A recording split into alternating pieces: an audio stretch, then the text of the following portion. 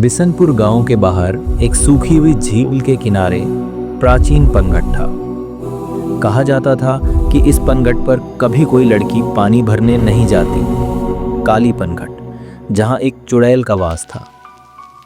गांव वालों की मान्यता थी कि हर पूर्णिमा की रात को वहां से किसी औरत की हंसी सुनाई देती है। डरावनी, खून जमा देने वाली हंसी। जो भी उस हंसी के पीछे गया वापस नहीं आया। गांव में एक दिन एक अजनबी तांत्रिक आया। नाम था भैरवनाथ। उसके गले में रुद्राक्ष की माला, माथे पर भस्म और आंखों में लाल डोरे थे। उसने कहा, मैं काली पनघट की आत्मा को मुक्ति दूंगा, मगर उसकी कीमत चुकानी होगी। गांव वाले डरे हुए थे, लेकिन आशा से भरे हुए भी। उन्होंने भैरवनाथ को झील के पास पहुंचाया। रात का समय था। पूर्णिमा की चमकदार चांदनी में भैरवनाथ ने यज्ञ आरंभ किया।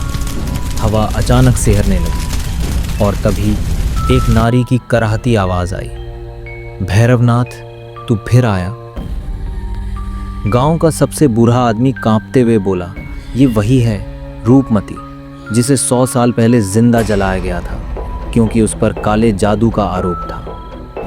भैरवनाथ हंस पड़ा। रूपमती सिर्फ एक चुड़ैल नहीं, मेरी गुरु माता थी।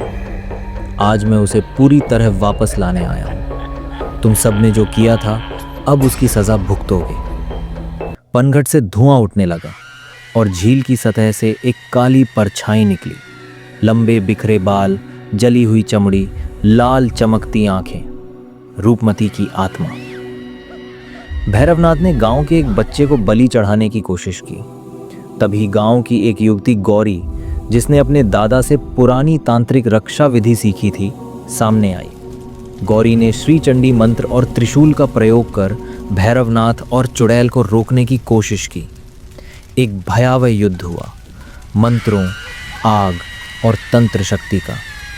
आखिरकार गौरी ने खुद को अग्नि में समर्पित किया और अपनी आत्मा से रूपमती को बांधकर वापस मृत्युलोक में भेज दिया। अब भी कहते हैं, उस रात के बाद काली पनघट सूख गई और कभी हंसी की आवाज़ नहीं आई। लेकिन हर 100 साल में जब पूर्णिमा, शनिवार और ग्रहण एक साथ आते हैं, काली पनघट फिर गूंजती है।